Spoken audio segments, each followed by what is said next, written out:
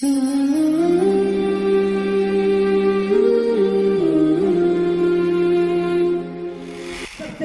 معیار ہے، اس لیے ہر صاحب بصیرت کی فکر اسے اعتراف پر مجبور ہے کہ پیغام صبح زندگی اسوہ حضور کا، پیغام صبح زندگی اسوہ حضور کا، تازگی ہی تازگی اسوہ حضور کا، دنیا کی آرزو یہی، عقبہ کی جستجو یہی، دنیا کی آرزو یہی، عقبہ کی جستجو یہی، عصمت رہے حیات کی اسوہ حضور کا۔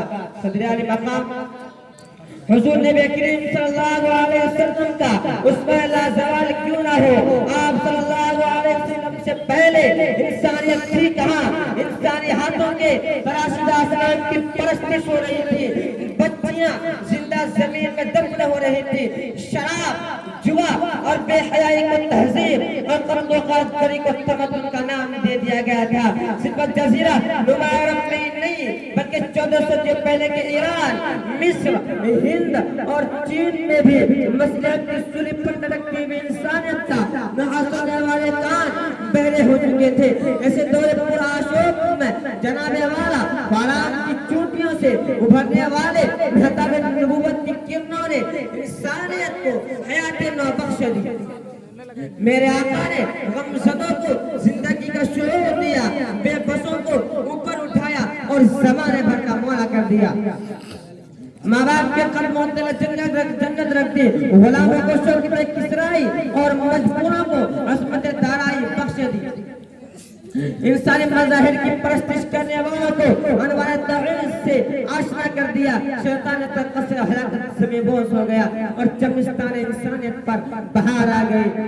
آئے حضور زیست کا سامان مل گیا، آئے حضور زیست کا سامان مل گیا، انسانیت کا چاک تھا دامان سل گیا۔ معیار زندگی بنی سیرت حضور کی، معیار زندگی بنی سیرت حضور کی، شرک و ہواؤں میں سکا ایمان کھل گیا۔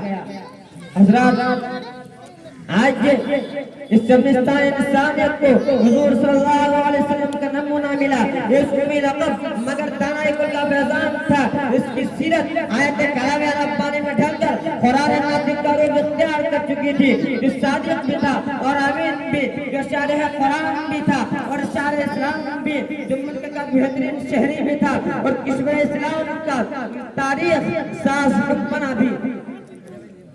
جب مسجد کی چٹائی پر بیٹھتا تھا مگر ماضی، حال اور مستقبل تینوں زمانوں پر گرفت رکھتا تھا۔ جو لقد کان لکم فی رسول اللہ اسوۃ حسنہ کی تفسیر تھا، ہاں وہی جو انک لعلی خلق عظیم کی تنویر تھا، ہاں وہی جو وما ینطق عن الہوی ان هو الا وحی یوحی کی تصویر تھا۔ جو تلوار کی نوک سے نہیں بلکہ زبان کی تاثیر سے دلوں پر حکومت کرتا تھا۔ سکھ کردار کی عظمتوں کو دیکھ کر اغیار بھی اس کی توصیف میں رب اللسان ہوں گے۔ انسانیت کا دل نشین معیار آپ ہے، انسانیت کا دل نشین معیار آپ ہے، دنیا ہے ایک دشت و گلزار آپ ہے۔ صدر واقع آج سے چند لمحوں کے لیے حاضر اور کتب سیرت کہنے والے نور میں قدم رکھے۔ ان کا تو انصاف کا یہ عالم ہے کہ ایک امیر خاتون چوری کی سزا معاف کروانے کے لیے آنے والوں کو کہہ کر لاجواب کر دیتے ہیں کہ اگر محمد کی بیٹی فاطمہ چوری کرتی تو میں بھی اس کا ہاتھ قلم کے دیتا۔ اسی چند باتوں میں اس اشعار کے ساتھ تقریر کو ختم کرتا ہوں۔